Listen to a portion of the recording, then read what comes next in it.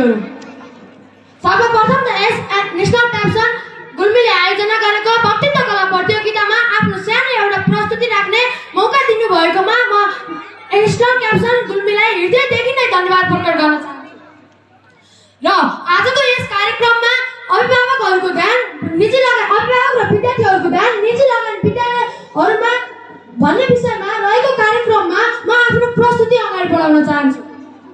शिक्षा वास्तवमा शिक्षा हाम्रो जीवनका लागि महत्त्वपूर्ण कुरा हुन्छ, जसले गर्दा हाम्रो आमा बुवाहरूले हामीलाई शिक्षा दिनका लागि विद्यालयमा भर्ना गर्ने निर्णय लिनुहुन्छ। कुरा यति फरक छ कि हामी कोही पढ्नका लागि सरकारी विद्यालयमा जान्छौँ भने कोही निजी लगानीका विद्यालयमा। हामीले शिक्षा त दुवै विद्यालयबाट लिन सक्छौँ, तर यो 21औं शताब्दी हो। यो समयमा अङ्ग्रेजी भाषाको बढ्दो माग रहेको छ।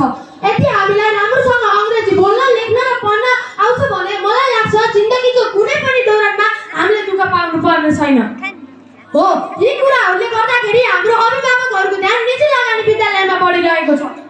निजी लगानी विद्यालयले अझै पनि essential and challenging education provide गरिन सकेको छ।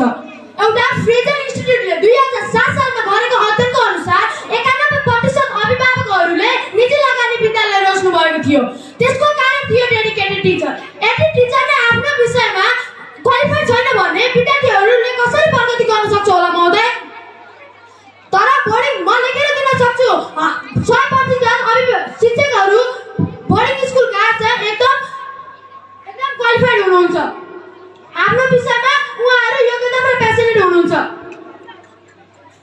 अझै अर्को महत्त्वपूर्ण कुरा रहेको छ प्यारेन्टल इन्भल्भमेन्ट। निजी लगानी विद्यालयमा अभिभावक, शिक्षकहरू र विद्यालय प्रशासनसँगको राम्रो सम्बन्ध रहेको हुन्छ। अर्को कुरा रहेको छ स्मल क्लासेस साइज। एउटा एजुकेसनल रिसर्चर डेभिड बेरिलिनर र ब्रुस स्पिनरले के दाबी गरेका छन् भने smaller the class size the better the average student perform on the academic achievement test. एउटा सरकारी विद्यालयमा 60 देखि 65 जना विद्यार्थीहरू अध्ययनरत रहन्छन् भने निजी लगानी विद्यालयमा 15 देखि 20 जना विद्यार्थीहरू अध्ययनरत रहन्छन्। अब हामी सहजै पत्ता लगाउन सक्छौँ कि निजी लगानी विद्यालयमा अभिभावक र विद्यार्थीहरूको ध्यान आकर्षण बढ्दो रहेको छ। निजी लगानी विद्यालयमा सेफ इन्भाइरोमेन्ट हुन्छ। फ्रेजर इन्स्टिट्युटको अगाडि अनुसार 72% अभिभावकहरूको के दाबी थियो भने निजी लगानी विद्यालयमा पढिरहेका विद्यार्थीहरू कुनै भेदभाव बिना सुरक्षित पढिरहेका छन् भन्ने उहाँहरूले दाबी गर्नुभएको थियो।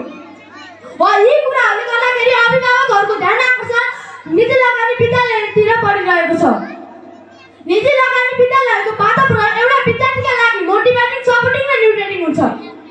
एक्स्ट्रा करिकुलर एक्टिभिटिज हुन्छ, जसले गर्दा विद्यालयको स्रोत साधन प्रयोग गरी हरेक शुक्रबार अथवा आवश्यक परेको बेला विभिन्न खेलकुद खेलाइ विद्यार्थीलाई मनोरञ्जन दिन्छ, जसले गर्दा विद्यार्थीको फिजिकल एन्ड मेन्टल शारीरिक र मानसिक रूपमा विकास गर्नका लागि टेवा पुर्याएको हुन्छ। हामीले सरकारी स्कुलमा एउटा नाटक अथवा उपन्यास पढ्नु पर्यो भने मलाई लाग्छ 1 वर्षमा त्यो नाटक अथवा उपन्यास बल्ल तल सिद्ध्याउन सक्छौँ। तर निजी लगानीका विद्यालयमा त्यस्ता 5 देखि 6वटा उपन्यासहरू हामीले 1 वर्षमा पढेर सिकाउँछौँ। अनि अर्को महत्त्वपूर्ण कुरा रहेको छ अनुशासन, जुन हामीलाई निजी लगानी विद्यालयले धेरै मात्रामा सिकाएको हुन्छ। हो, यी कुराहरूले गर्दाखेरि अभिभावकहरूको ध्यान आकर्षण बढ्दो रहेको छ। र बढिरहेकोस् भन्दै every family have a different reason for choosing the boarding school. But nearly all the people agree that the boarding school provides the children with the smaller classes and more structures. The shared philosophy and the access to the education. The touches for the parents to get involved in the more accountability to the parent. Emphasize on the our responsibilities like the art, music, extracurricular activities and other. यस्ता पोइन्टहरुको मसँग सहायता छ, तर टाइमको अभाव हुनाले म यो मञ्चबाट मेरा 2 शब्दहरु यहाँ टुङ्गाउन चाहन्छु। धन्यवाद।